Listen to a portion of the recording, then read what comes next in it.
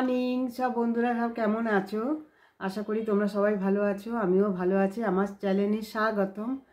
আর আজকে একদম পুজোর ঘরে চলে এসেছি। পুজোর সামগ্রী সব নিয়ে পুজো করব। চান টান করে তাড়াতাড়ি ছেলে বেরিয়েও গেছে, আমার চান টান সব কমপ্লিট হয়ে গেছে। এবার মা লক্ষ্মীকে আজকে উলের জামাটা পরাবো, আজকে পুজো করব মা লক্ষ্মীকে। তোমরা সঙ্গে থাকো, দেখতে থাকো। দেখো আমার মা লক্ষ্মীকে উলের জামা পরিয়ে দিয়েছি, গরমের জামা। কেমন লাগছে বলো?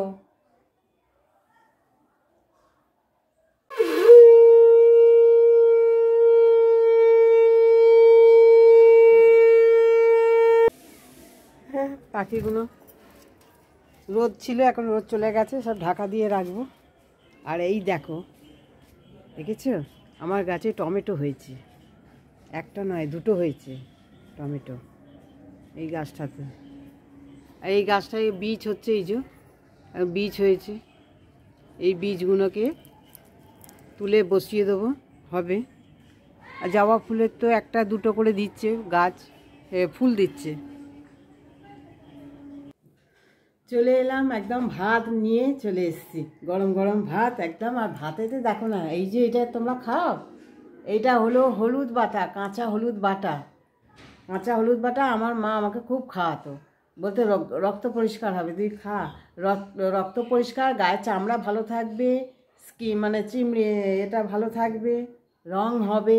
আমার মা আমাকে খাওয়াতো।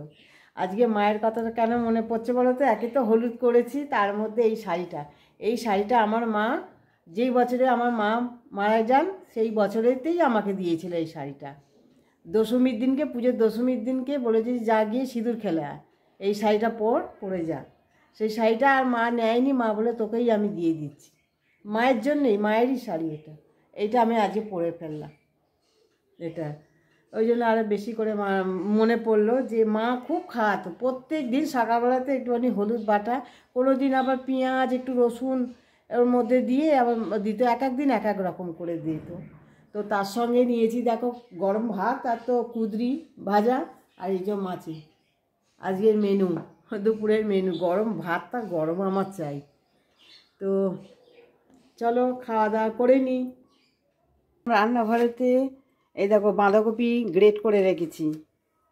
হ্যাঁ, একটুখানি নুন দেবো, এই যে একটুখানি নুন দিয়ে মাখিয়ে রাখবো। এই যে বাঁধাকপির জলটা না ফেলে দেবো।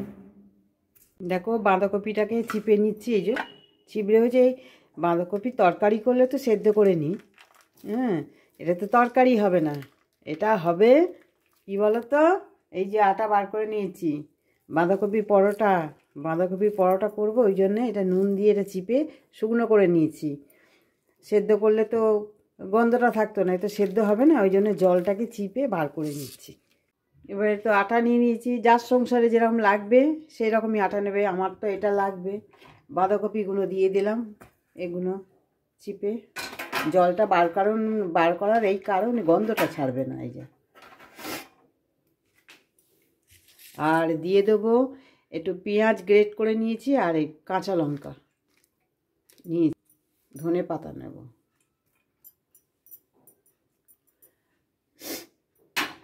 ধনে পাতা নেব, আর স্বাদ মতন নুন, একটু স্বাদ মতন একটু নুন দেব, এই চিনি একটু, নুন নয় চিনি। আর একটু দেব আদা রসুনের পেস্ট দেবো। চলো এটাকে ভালো করে মেখে নেবো। এর মধ্যে যদি জল লাগে তাহলে জল দেবো, নালে এমনি হবে। এই যে এটা, এই হাতের এক মুঠো একটুখানি জল দিয়েছি, জল লেগেছে এটা।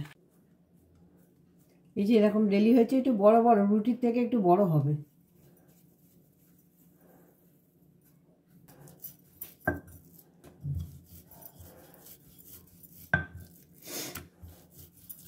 বেলা হয়ে গেল, এই যে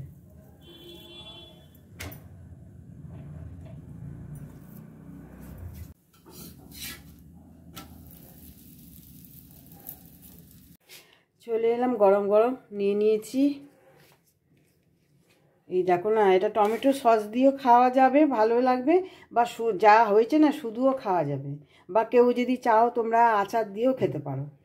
এই যে টমেটো সস নিয়ে নিয়েছি, জয়নগরের মোয়া, শীতকালে মা আর ছেলে দুজনকারই নিয়েছি। চলো খেয়ে রিভিউ দিবি তো।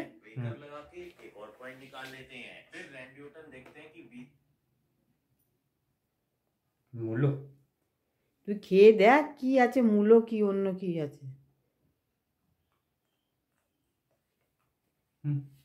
বুঝতে পারছি। মূল্য মূলো মূলো নয়, বাঁধাকপি। হ্যাঁ সেটা বল, ঠিক হয়েছে তো? হ্যাঁ, বাঁধাকপির কোনো গন্ধই ছাড়ছে না।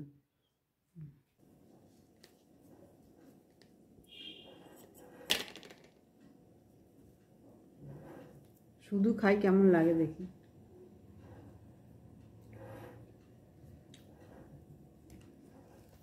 শুধু খাচ্ছি তো, এতটুকু না বাঁধাকপির গন্ধ নেই। আর সস দিয়েও খাই।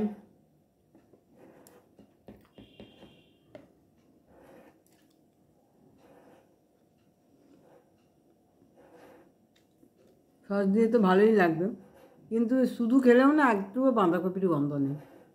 চলো সঙ্গে থাকো। খেয়ে দিয়ে উঠে চলে এলাম, আর জল খেয়েছি তো কনকন করছে একবার গা হাত পা একদম। আর এইটা দেখো, এই যে নারকেল তেল আর গ্লিসারিন দিয়ে রেখে দিয়েছি। এটা এটা এক কৌটো ছিল, ছেলেকেও বলেছি লাগাতে আর আমিও লাগাই। এটা লাগালে না একদম ফাটবে না। এটা তোমরা মনে করলে এর মধ্যে গোলাপ জলও দিয়েও লাগাতে পারো।